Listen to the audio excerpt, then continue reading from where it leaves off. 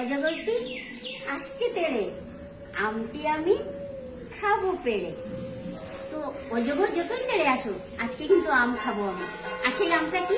কাঁচা আম। দেখেন কত আম ধরেছে গাছের মধ্যে, কাঁচা আম ধরেছে। সেই কাঁচা আম নিয়ে আজকে আমার ছোট্টখাটো একটা ভিডিও। আর আমরা জানি কাঁচা আমের মধ্যে কি কি আছে, এত বেশি উপকারী। এই গরমের মধ্যে কাঁচা আমের কত গুণ রয়েছে, আর সেটাই আপনাদের সামনে একটুখানি আমি বলতে যাচ্ছি। আপনারা অনেকেই জানেন, কিন্তু তার মধ্যেও কিছুটা অজানাও থাকে। তাই সেই অজানা জিনিসটাকে জানানোর জন্য আমি এসেছি। এই দেখেন আমার কাঁচা আম নিয়ে, এত সুন্দর। দেখেন গাছের মধ্যে আমার কাঁচা আম ধরেছে, আর সেই কাঁচা আমগুলো খুব কাজের, যার মধ্যে রয়েছে অফুরন্ত গুণ। আর সেই গুণগুলো কি, সেটাই আমি আপনাদের সামনে বলছি। তো কাঁচা আমের মধ্যে রয়েছে প্রথমত কথা হলো কি, এই যে গরমের সিজন, দেখবেন চুলকানি হয়ে যায় শরীরের মধ্যে। তো সেই এবং কি হয়, ঘামাচি উঠে যায়। সেই ঘামাচির জন্য আমাদের এই কাঁচা আম ভীষণ কাজ করে। তারপরে এই যে গরমের মধ্যে আমাদের কি হয়ে যায়, ডিহাইড্রেশন হয়ে যায়। তো ডিহাইড্রেশন হয়ে গেলে আমাদের কি হবে, শরীরে অসুবিধা আসবে। তাই এই ডিহাইড্রেশনের জন্য আমাদের এই কাঁচা আম আমরা যদি শরবত বানিয়ে খেতে পারি, তাহলে ভীষণ কাজ আসে। যেটা আমি আপনাদেরকে দেখাচ্ছি। এই দেখেন আমার কাছে রয়েছে এই যে কাঁচা আমের শরবত। দেখেন এই যে পুদিনা পাতাটা, সেইটা মিক্স করে, আর এই যে কাঁচা আমের সঙ্গে আমি এই পাতাটা মিক্স করে দেখেন বানিয়েছি এই যে কাঁচা আমের শরবত।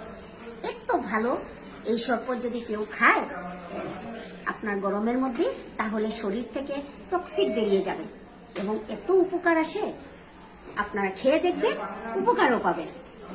তারপরে রয়েছে এটার মধ্যে প্রচুর পরিমাণে ভিটামিন সি, এবং আমাদের যে কনস্টিপেশন থাকে, এই যে কাঁচা আমের মধ্যে এমন একটা এলিমেন্ট আছে যেটা কি আমাদের যে কনস্টিপেশনটা হয়, সেই কনস্টিপেশনটা দূর করে দেয় আমরা যদি কাঁচা আমের শরবত নিয়মিত খেতে পারি।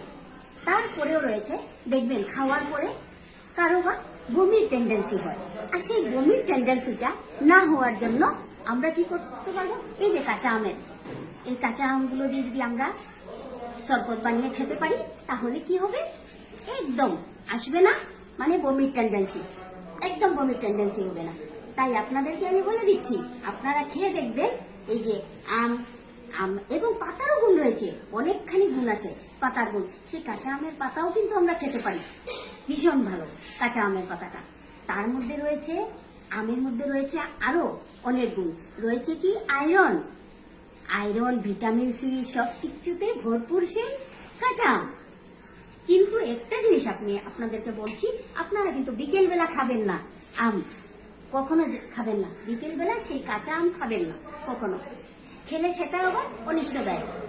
তাই বলছি কাঁচা আম খাবেন, কিন্তু সকালবেলা প্রচন্ড রৌদ্র উঠে পড়ে, তারপরে যে এই আমের যে কোনো জিনিস আপনি কাঁচা আম দিয়ে বানিয়ে খেতে পারবেন।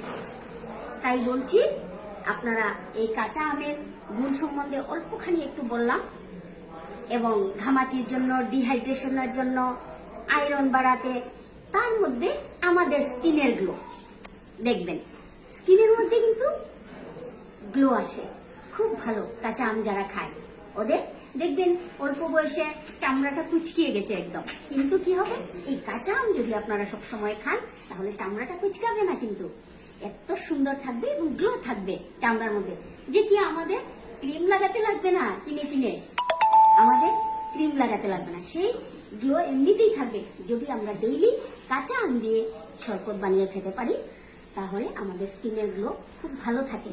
তাই বন্ধুরা, আপনাদেরকে বলছি আপনারা কাঁচা আম খাবেন। এবং দেখেন আমার গাছে কত আম ধরেছে, দেখেছেন তো কত সুন্দর, কত আম ধরেছে দেখেন। আর সেই আমগুলো দিয়েই আমি বানিয়ে খাচ্ছি সেই ভিটামিন সি সম্পন্ন শরবত। আমের কুচি দিয়ে গুঁড়া করে, সেটা দিয়ে অনেক কিছু, যা খুশি আপনি বানিয়ে খেতে পারেন সেই কাঁচা আম দিয়ে। তাই আপনাদের সামনে কাঁচা আমের গুণ সম্পর্কে অল্প একটুখানি বললাম। বন্ধুরা, আজকের ভিডিওটা আমি এখানেই শেষ করছি। ধন্যবাদ।